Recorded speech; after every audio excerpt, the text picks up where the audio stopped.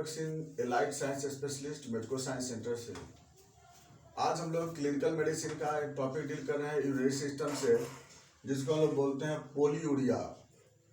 पोली means excess, urea means urine, मतलब excess urine formation. इसको हम लोग मेडिकल टर्म में डायबिटीज भी कहते हैं। डायबिटीज का मतलब मधुमेह नहीं, चीनी का बीमारी नहीं बोलते हैं। डायबिटीज का मतलब ही होता है पोलीयूरिया।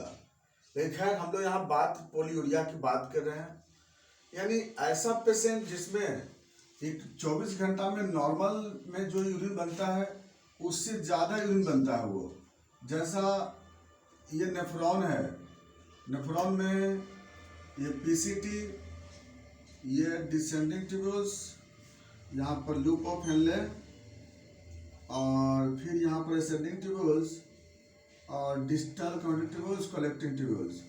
हम जानते हैं कि यहाँ पर ब्लड फिल्टर होता है, जिस एफरेंट आर्टरियोल्स आता है ग्लोमेरुलर कैपिलरी के द्वारा, जिसमें जो ब्लड फिल्टर होता है यहाँ पे, उसमें जो भी पानी जो फिल्टर होता है उस पानी में 65 से पानी की बात चलते हैं 65% वाटर यहाँ से रीअब्जॉर्ब होता है, 10% यहाँ से रीअब्जॉर्ब होता है, 15% डीसीटी से रीअब्जॉर्ब होता है, और बाकी जो सीटी से जो ऑब्जर्व होता है यहाँ से, वो 0 से लेकर के और 10% जो होता है ना, वह वेरिएबल होता है, वो यहाँ से रीअब्जॉर्ब होता है।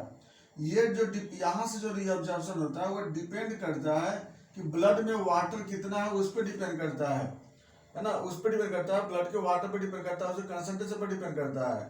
तो इस तरह से क्या होता है ना कि एक नॉर्मल जो होती है वह नॉर्मल यूरिन 24 घंटा में 1.8 लीटर यानी कि लगभग 2 लीटर के बराबर यूरिन बनता है, यानी कि लगभग 8 से 10 बार यूरिनेशन के लिए जाना पड़ता है। इसको हम लोग मेडिकल टर्म में एक तरह से हाइपर यूरेसिस भी बोलते हैं। हाइपर यूरेसिस बोलते हैं, है ना, मतलब कि ज़्यादा यूरिन के लिए जाना। तो बोले ना कि 8 से 10 बार नॉर्मली लोग जाते हैं, लेकिन अगर वो 10 बार से ज़्यादा जा रहे हैं या फिर 2 लीटर से ज़्यादा इन्फॉर्मेशन हो रहा है, तब ये पेशेंट पोलीयूरिया का कहलाता है। अब ये क्यों होता है पोलीयूरिया का केस, इसमें देखते हैं हम लोग। तो इसके लिए सबसे कुछ फिजियोलॉजिकल कॉज कंडीशन आता है, मतलब जो डिजीज नहीं है, कुछ फिजियोलॉजिकल कॉज में आता है, जैसे एक्सेस वाटर इनटेक करना, बहुत ज़्यादा पानी पी लेना, या फिर हाई एल्टीट्यूड पर चले जाना, ऊंचे जगह पे जाने पे भी ऐसा होता है, या फिर कोल्ड वेदर, कोल्ड सीजन में, विंटर सीजन में क्या होती है, यूरिन का फॉर्मेशन ज़्यादा होने लगता है, या फिर कॉफ़ी लेने के बाद थोड़ा सा क्या होता है ना, यूरिन का फॉर्मेशन बढ़ जाता है। तो ये सब कुछ कॉज जो आता है वो आता है क्या, फिजियोलॉजिकल कॉज। हाँ, अल्कोहल इंटेक करने के बाद भी वहाँ पर जो यूरिन का फॉर्मेशन है तो वह बढ़ जाता है। तो ये सब कुछ कॉजेज होते हैं जिसके कारण क्या होता है ना, यूरिन का फॉर्मेशन ज़्यादा होता है, ये पोलीयूरिया का। लेकिन यह कहलाता है क्या, ये सब हो जाएगा फिजियोलॉजिकल कॉजेज हो गए। लेकिन जो डिजीज कॉज होता है, जिसमें कि डिजीज की वजह से पेशेंट में पोलीयूरिया कंडीशन बनता है, जैसे हम बात चलेंगे। सबसे पहले अगर स्टार्ट करते हैं हार्मोनल से, इंडोक्राइन कॉज से स्टार्ट करते हैं, तो इंडोक्राइन में सबसे नंबर 1 आता है डायबिटीज मेलाइटस। हम जानते हैं कि डायबिटीज मेलाइटस में ब्लड में ग्लूकोज का लेवल बढ़ जाता है। अब ग्लूकोज का लेवल जब ब्लड में बढ़ जाएगा, तो अगर बहुत ज़्यादा ग्लूकोज हो जाता है, तो उस कंडीशन में यहाँ पर कंसंट्रेशन को मेंटेन करने के लिए रीअब्जॉर्प्शन कम हो जाता है। अगर कंसंट्रेशन ज़्यादा होगा ग्लूकोज का कलेक्टिंग ट्यूब्यूल्स में, तो रीअब्जॉर्प्शन नहीं हो पाएगी, और उस कंडीशन में यूरिन का फॉर्मेशन ज़्यादा होगा। ये होता है डायबिटीज मेलाइटस में, इसलिए मेलाइटस के केस में यूरिन ज़्यादा बनता है। एक तो मेलाइटस में GFR भी बढ़ जाता है, और दूसरा यहाँ पर कंसंट्रेशन मेंटेन करने के लिए क्या होगी, वो अपना यूरिन जो होता है वो फॉर्मेशन ज़्यादा करेगा। अगला आता है फिर इसमें डायबिटीज इंसिपिडस। डायबिटीज इंसिपिडस में क्या होता है कि ADH का फॉर्मेशन किसी भी कारण से डिक्रीज कर जाता है। अब ADH कारण डिक्रीज हो जाएगी, ADH घट जाएगी, तो उस केस में क्या होगी, वाटर का रीअब्जॉर्प्शन नहीं हो पाएगी, तो उस केस में क्या डेवलप क्या होगा, एक्सेस यूरिन फॉर्मेशन होगी। अब ADH घटने के पीछे रीजन क्या होती है, तो हाइपोथैलेमस में डिसऑर्डर्स कोई हो जाएगी, क्योंकि वहीं से ADH का फॉर्मेशन होता है। अब हाइपोथैलेमस डिसऑर्डर्स का कारण न्यूरोलॉजी से भी आ जाएगी, ऐड हो जाएगी, न्यूरोलॉजिकल ऐड हो जाएगी। तो हम लोग उसके बारे में चल रहे हैं अभी हम लोग। नेक्स्ट हार्मोन आता है थायरोक्सिन की वजह से। अगर हाइपर थायरोक्सिन अगर हो जाएगी तो उस केस में क्या होती है, यूरिन का फॉर्मेशन ज़्यादा हो जाता है। नेक्स्ट आते हैं अल्डोस्टेरॉन। अल्डोस्टेरॉन का अमाउंट बढ़ जाने से क्या होता है, वह उसके वजह से भी यूरिन का फॉर्मेशन ज़्यादा बढ़ने लगता है। तो अल्डोस्टेरॉन को घटा या डिक्रीज करना पड़ता है उसमें। खैर नहीं, अल्डोस्टेरॉन अगर बाय द वे किसी कारण से अगर बढ़ जाता है बॉडी में, तो अल्डोस्टेरॉन क्या करता है, सोडियम के लेवल को बॉडी में क्या करता है, वो बढ़ा देता है। तो अल्डोस्टेरॉन के क्या करते, अगर बाय द वे बॉडी में उसका लेवल अगर बढ़ जाता है, जिसको लोग क्या बोलते हैं, कोन सिंड्रोम बोलते हैं। तो इस कंडीशन से क्या होती है, कोन सिंड्रोम में यूरिन का फॉर्मेशन जनरली बढ़ जाता है। नेक्स्ट, एस्ट्रोजन का लेवल भी अगर कभी कभी अल्टर हो जाता है बहुत ज़्यादा, तो उस कंडीशन में भी यूरिन का फॉर्मेशन बढ़ जाता है। ये सब था हार्मोनल को जाता है।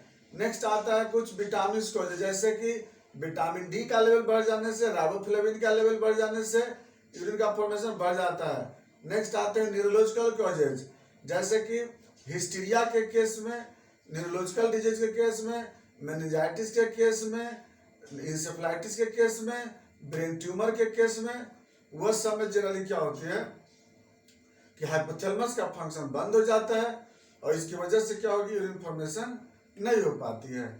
सॉरी, यूरिन फॉर्मेशन बढ़ जाता है, सॉरी, इस केस में यूरिन फॉर्मेशन बढ़ जाता है, क्योंकि एडीएच कम बनेगा तो यूरिन फॉर्मेशन ज़्यादा होगा। तो क्या होती है कि एडीएच जो जितना न्यूरोलॉजिकल डिजीज बोले हिस्टीरिया में, इसलिए हिस्टीरिया में यूरिन फॉर्मेशन क्या होता है, बढ़ जाता है। नेक्स्ट जो आते हैं हम लोग CVS disorder, congestive heart failure के केस में, या फिर एट्रियल फाइब्रिलेशन के केस में, या फिर हाइपरटेंशन के केस में यूरिन का फॉर्मेशन बढ़ जाता है। इसीलिए अधिकांशतः हाइपरटेंशन में देखते हैं क्या कि पोलीयूरिया का केस मिलता है। हाइपरटेंशन बीपी जिसका बाहर रहता है ना, उसका जनरली क्या होता है कि अब पोलीयूरिया का केस उसमें रहता है, बीपी बढ़ने से ब्लड प्रेशर भी बढ़ जाता है। और ज़्यादातर अधिकांश केस में हिस्टीरिया है, diabetes mellitus, diabetes insipidus, hypertension, ये सब बड़ा कॉमनेस्ट कॉज होता है जो कि आपको मिलेगा ये पोलीयूरिया का। इस तरह से पोलीयूरिया का केस ज़्यादा मिलता है। उसके बाद कभी कभी फियोक्रोमैटो डिजीज आता है, उस केस में भी कभी कभी आपको डिजॉर्डर मिलेगा। इस यूटीआई इन्फेक्शन, इस इन्फेक्शन के केस में भी जनरली पोलीयूरिया केस मिलता है ज़्यादातर। तो ये सब जो केस मिला है, ये सब केस क्या है, पोलीयूरिया का केस बोलते हैं। तो ये सब बहुत सारे कारण मिलते हैं, अब कारण के अनुसार ही हम लोग वहाँ पर मेडिसिन करते हैं उसको। कभी कभी हाइपर कैल्सीमिया के केस में भी जनरली पोलीयूरिया कंडीशन मिलता है। नेक्स्ट, अब जो बात आती है हम लोग सिम्टम पे। अगर एक पेशेंट अगर पोलीयूरिया का हुआ तो क्या देखने को मिलता है, पानी अगर ज़्यादा यूरिन से लॉस होगा तो क्या होगी, डिहाइड्रेशन होगी। तो बॉडी में ऐसा नहीं कि यूरिन लॉस होगा तो सिर्फ पानी यूरिन ही लॉस करता है, उसके साथ इलेक्ट्रोलाइट भी लॉस होता है। तो इलेक्ट्रोलाइट की कमी हो जाएगी बॉडी में, तो पहले क्या होगा, वीकनेस होगी, पोलीडिप्सिया होगा, श्योर होगा कि यूरिन ज़्यादा बनेगा तो पेशाब ज़्यादा लगेगी। उसके बाद क्या होगी, इलेक्ट्रोलाइट की अनबैलेंस हो जाएगी। इलेक्ट्रोलाइट अनबैलेंस हो जाएगी तो ब्लड प्रेशर में भी क्या होगी, वेरिएबल हो जाएगी, बॉडी टेम्परेचर वेरिएबल हो जाएगी, पल्स रेट वेरिएबल हो जाएगी। ये सब कंडीशन देखने को मिलता है। रिस्पायरेटरी फंक्शन इसमें अबनॉर्मल हो सकती है। तो इस तरह से क्या होता है, या फिर नर्वस फंक्शन डिसऑर्डर हो सकती है, मस्कुलर टिटैनी हो सकती है। तो अगर ज़्यादा यूरिन बनेगा तो ज़्यादा डिसऑर्डर्स मेनली होता किसके कारण होता है, मेनली इलेक्ट्रोलाइट के लॉस होने से, क्योंकि यूरिन ज़्यादा बनेगा तो इलेक्ट्रोलाइट भी लॉस होने लगता है। अब जो बात आते हैं उसमें हम लोग कॉम्प्लिकेशन एक ही कॉम्प्लिकेशन है, वो है डिहाइड्रेशन। डिहाइड्रेशन का केस बन गया ना, ऐसे डिहाइड्रेशन तो नोजिया वोमिटिंग से होता है, डायरिया से होता है, या फिर स्किन से होता है जो एक्सेस स्वेटिंग से होता है। लेकिन एक डिहाइड्रेशन का केस ये भी यहाँ बन रही है। तो मेन कॉम्प्लिकेशन। अब आते हैं बात इन्वेस्टिगेशन पे, कैसे पता लगाएंगे ये पोलीयूरिया किस वजह से। तो सबसे पहले तो भाई सीधी से हम लोग बात करते हैं, ब्लड शुगर का जांच करा के देख लेते हैं, ब्लड शुगर का लेवल क्या है वो कंडीशन देख लेते हैं। क्योंकि ज़्यादातर पोलीयूरिया में लोग ज़्यादा यही समझते हैं, हो सकता है कि शुगर का लेवल बढ़ा हो। उसके बाद तो ब्लड शुगर देख लेते हैं, उसके बाद अगला सीरम एडीएस देख लेते हैं, सीरम सोडियम, सीरम पोटासियम। हो सकता है सोडियम का लेवल बढ़ा रहेगा तो उसका कंडीशन ऐसा हो सकता है। उसके बाद ब्लड प्रेशर मेजरमेंट करते हैं, इसके बाद T3 T4 का एग्जामिनेशन करके देख लेते हैं, सीरम कैल्शियम देख लेते हैं इसमें, या फिर सीरम विटामिन डी भी देख सकते हैं हम लोग। और इस तरह से कुछ कॉजेज जो है, ये सब कॉजेज बड़ा पिकुलियर कॉजेज होता है जिसको कि हमें एग्जामिनेशन करना जरूरी होता है। और इससे क्या होता है कि पोलियो डिटर्मिनेशन हो जाता है। अब जो बात आता है मैनेजमेंट में, हम लोग क्या मैनेजमेंट करेंगे पोलियोरिया में, तो सबसे पहले आईवी इन्फ्यूजन करेंगे, क्योंकि ये जरूरी होता है आईवी इन्फ्यूजन कराना। आईवी सेलाइन देंगे, उसमें इलेक्ट्रोलाइट जो उसका लॉस करके वो देते हैं, आइसोलाइट उसमें देते हैं, ये उसमें ORS देते हैं हम लोग, है ना, क्योंकि इलेक्ट्रोलाइट लॉस हो रही है, पानी लॉस हो रही है। तो ये सब केस में हम लोग जनरली क्या करते हैं कि ऐसे हम लोग ढंग से पेशेंट को मैनेजमेंट करते हैं। अगर बाय द वे, हाँ, अगर पेशेंट डायरेटिक दवा ले रहा हो, सपोज दैट कोई मरीज डायरेटिक दवा लेता है, तो उस केस में भी पोलियूरिया होता है, तो हम लोग डायरेटिक दवा को देने अवॉइड कर देंगे, मना कर देंगे, क्योंकि इससे लेने से ज़्यादा एक्सेसिव बन सकता है। ये था मेरा पोलियोरिया। और अब क्या होता है, अगर होम्योपैथिक दवा देना होता है तो इसमें हम लोग क्या करते हैं, अकॉर्डिंग टू इटियोलॉजी, जैसा इटियोलॉजी होगा, कॉज होगा, उसके अनुसार फिर हम लोग मेडिसिन करते हैं। यही था पोलियोरिया। अगर इसमें कोई क्वेश्चन हो तो कमेंट्स में दे सकते हैं, बाकी बातें नेक्स्ट वीडियो में।